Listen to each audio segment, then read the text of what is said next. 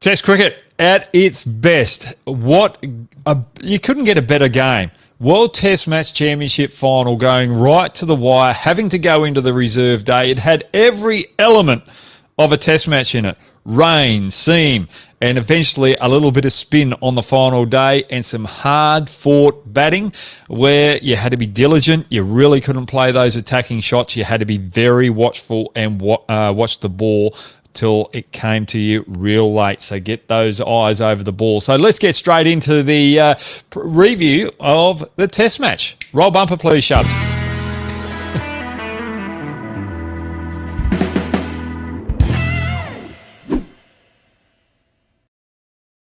Righty-o, guys, how we going? Siraj, how you going? Dinesh, thanks very much for joining me. Charan, Kapil, Sunak, as well as Abe. Tit-topped. How are you going? Abe, yes, I've said good day to you. Rajesh, Guruv, Bob, how you going? Austin Dakuna, thanks very much for joining me again. Okay, what a wonderful performance from New Zealand there. India had their chances in the back end of this test match to stay in it and win it. The drop from Pujara, Taylor, still 55 runs needed out that stage, was extremely costly. Remember, it was a pressure final day. It was a final. You had Nichols. Watling was injured. Anything could have happened with the pressure around there. Taylor gone. Williamson might have played a rash shot as well, not having that experience up at the other end. So, yes, I really enjoyed it right to the finish. Okay, let's get to the first talking point, please there, Shubs. Have you got them up? I just want to have a quick look at Virat Kohli, the passionate captain. Now, Williamson got dropped with 10 runs left in the game. Pretty sure it was 10 runs left. And it was Boomerang who didn't quite get the hands on it. But Kohli's passion, he still felt that India was still in the game with 10 runs to go. He just felt that something could have happened where they've got quick wickets. And this is what I love about Virat Kohli. He does not give up till that final run has been scored or that final wicket has been taken. So Virat Kohli, just love his leadership there, not giving it away till that final moment when the runs have been scored. So well done to Virat Kohli. I thought he led his team well and also batted well. Just a little bit of pressure on that final day got to him where he flashed outside off stump. That was a big wicket from Jamieson. He probably wanted to show his authority on the youngster there and get India back in the team, in that contest. All right, next talking point. We want to get straight into the questions because I know that you've got a lot. Kane Williamson, best in the business. That innings under extreme pressure on the final day where India were giving everything they possibly could out the best batsman. Boomerang found his rhythm. He was dangerous, beating the outside edge. Shami was at his best, and also the spin.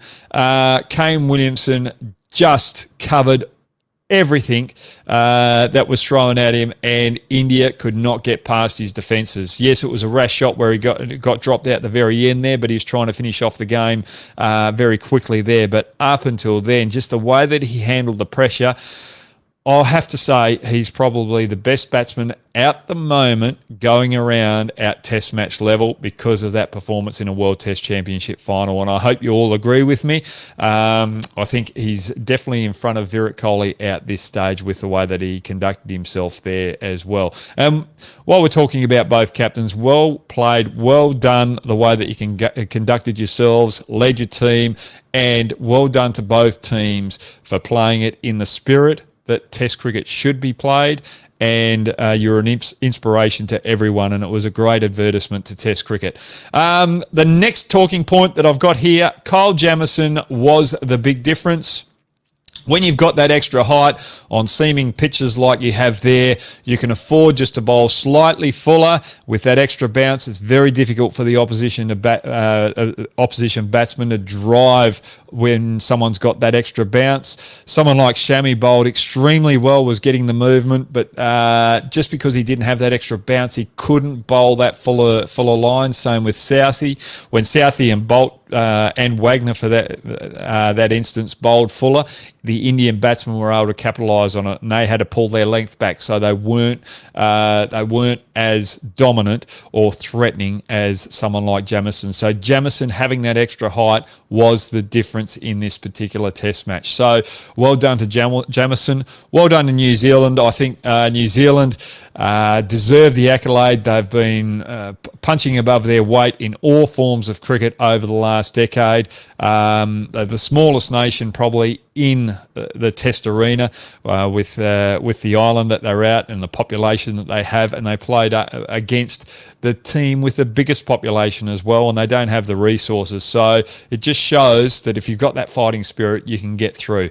Now, Indian fans out there, don't be too alarmed, because I thought India played extremely well. They've had a dominant 2 years. They've beaten Australia twice on our home soil over here, and they're going to be threatening for the next Test championship. So your time will come. But congratulations to New Zealand. It's thoroughly deserved for all the work that they've done over the last couple of years with the cricket down there on their island. I absolutely love my little New Zealanders. And all right, let's get straight into the questions. Shubs, can we get the first one up, please? Thank you very much. Harsh Dohochak, how are you going?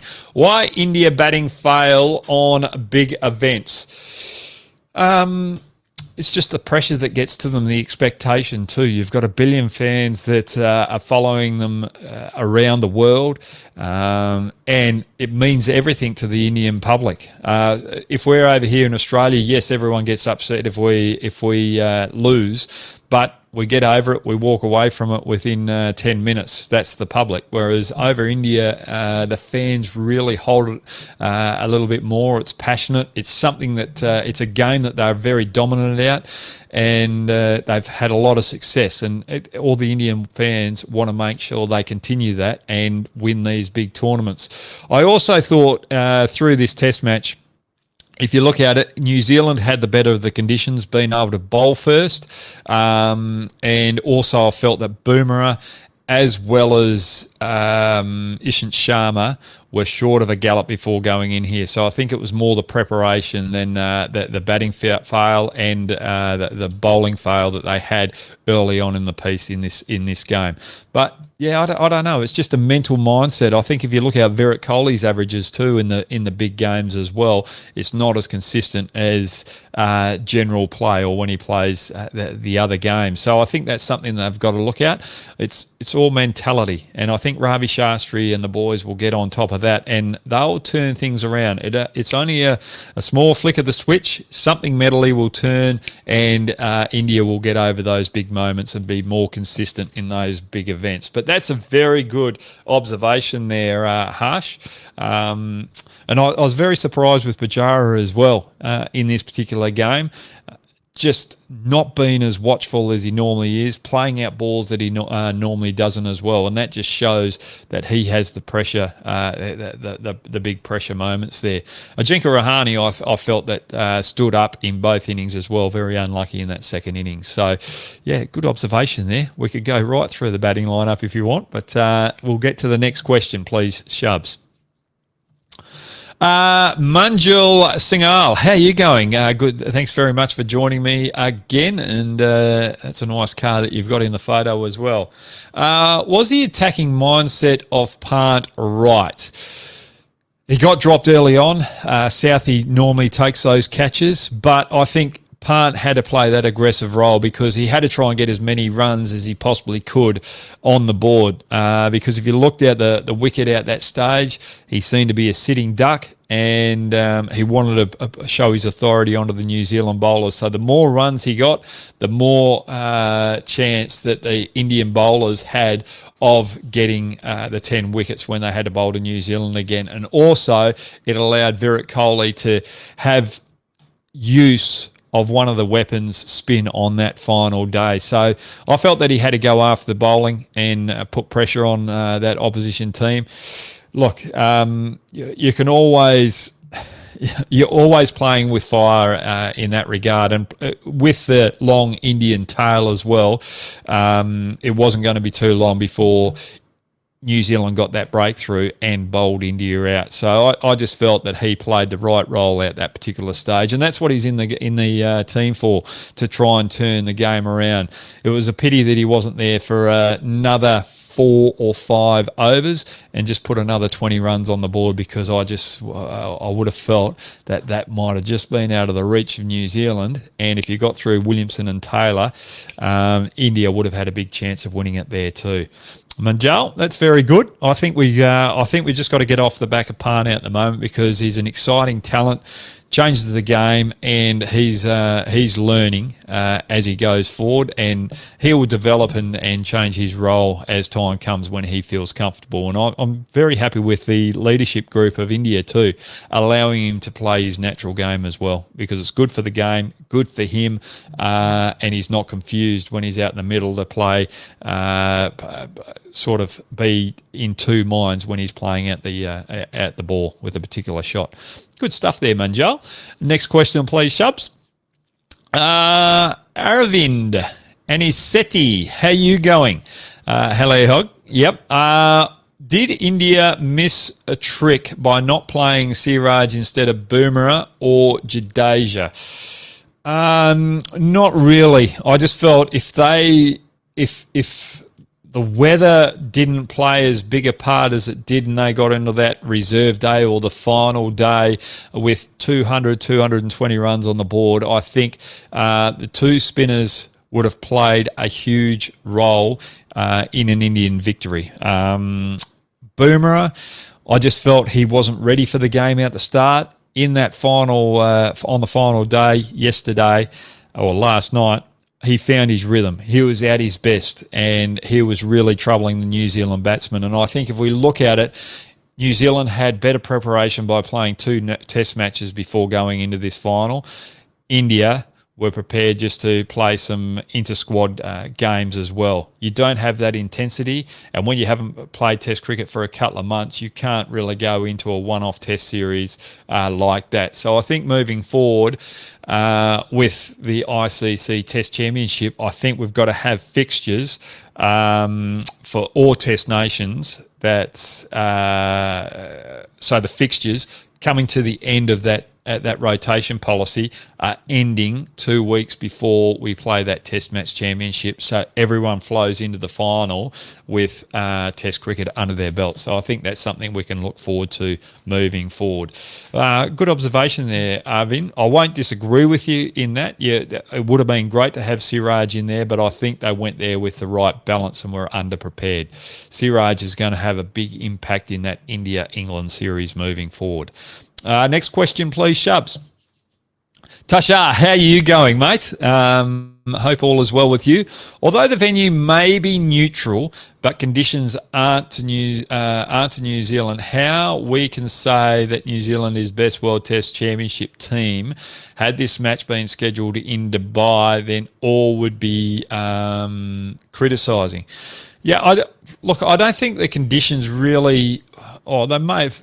The conditions over in England aren't the same as New Zealand. Everyone thinks it is, but in New Zealand, I got some stats from Crick Viz where swing in the air, New Zealand conditions are 8th on the list as the least amount of swing.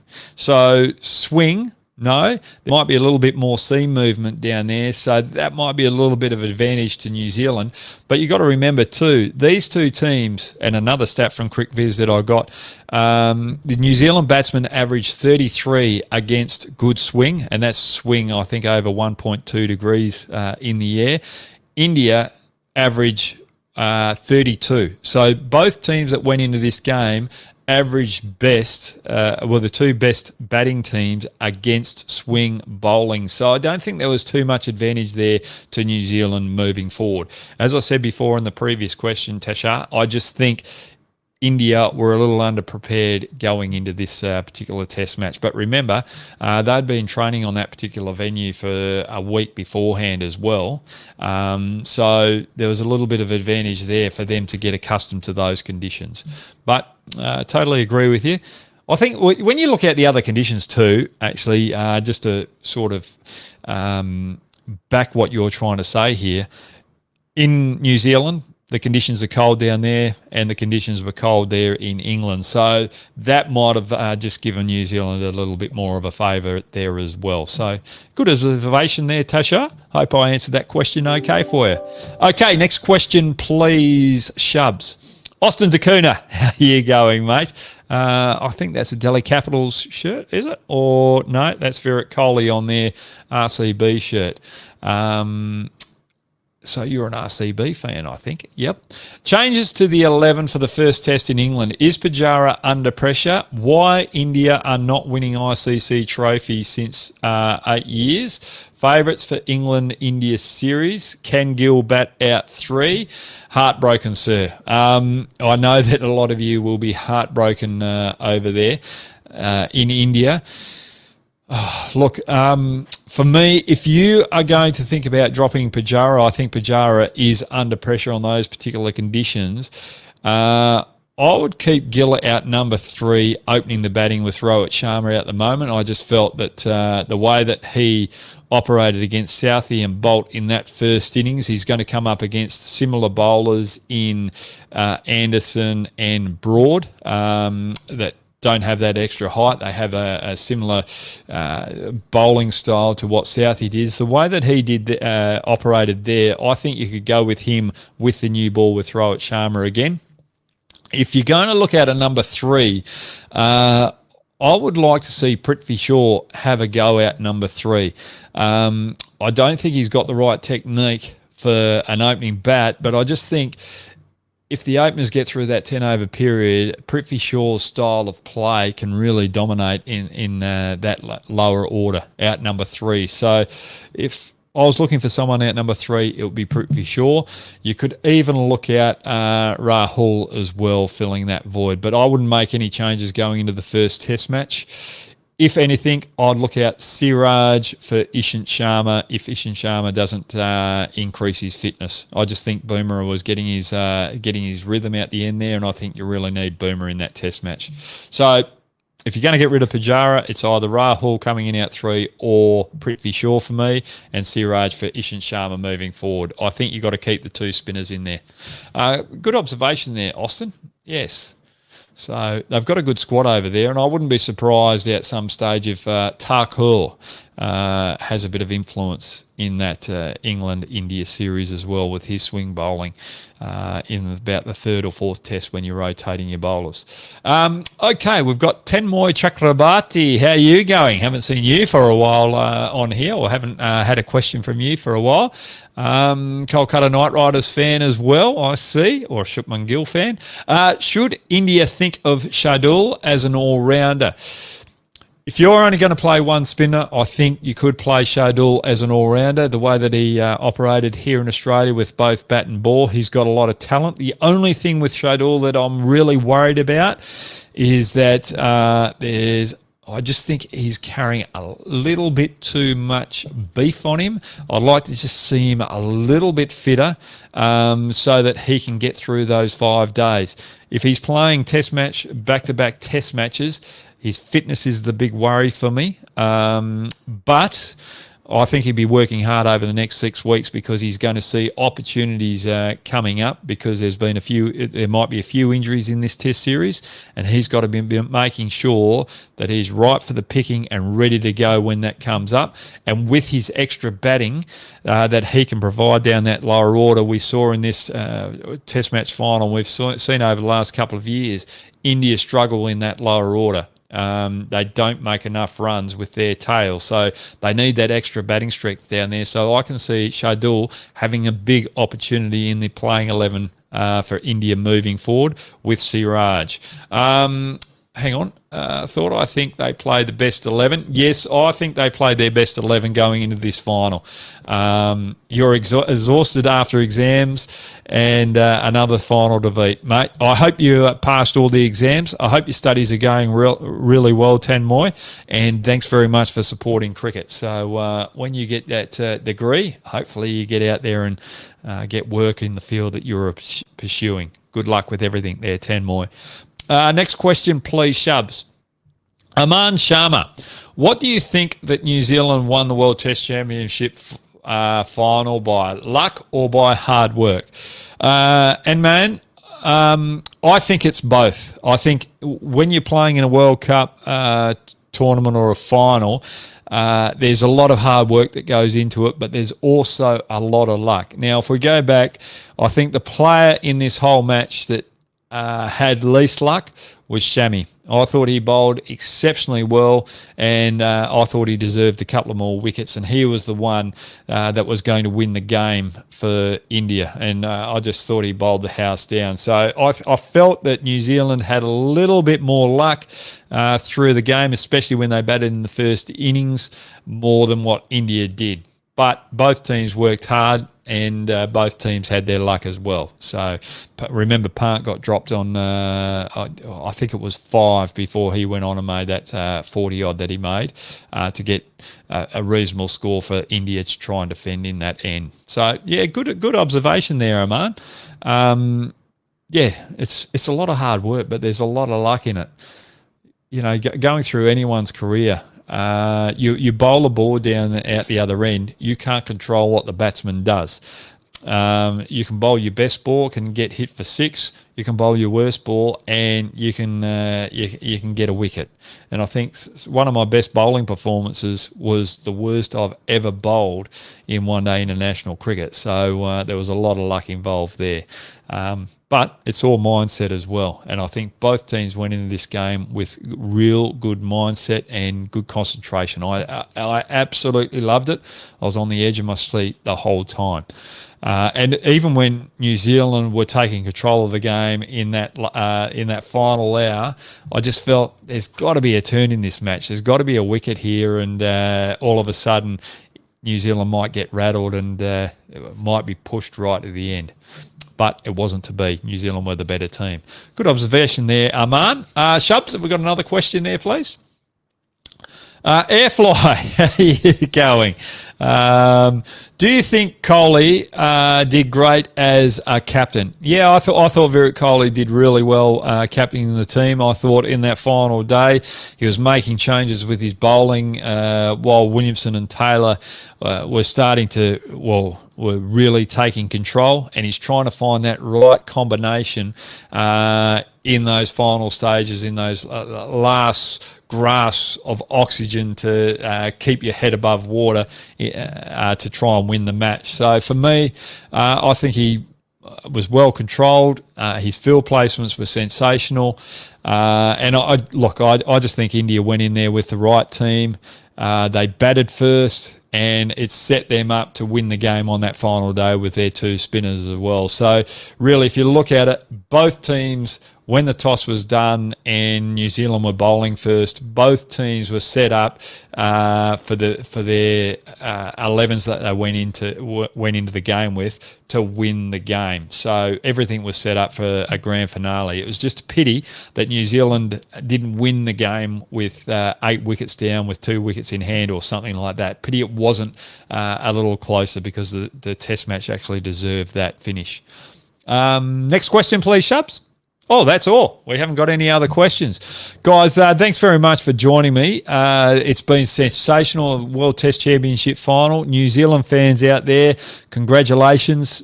Celebrate, because your boys are the epitome of Test cricket, or of cricket around the world. The way they conduct themselves both on and off the field, you've got to be very proud of it, proud of them, because they are leaders in that regard. India, a hard-fought contest, and they're just getting better and a more powerful outfit as the years go on. When it comes to finals, that's just one little bit of mental, there's just a little bit of a mental aspect that they've got to get over there to perform with both bat and ball in those big occasions. And once they do that, well, the rest of the world's going to be chasing their tails to knock India off in finals, because they will be dominant in the next decade. For joining me, guys, and keep in touch, and I'll see you soon.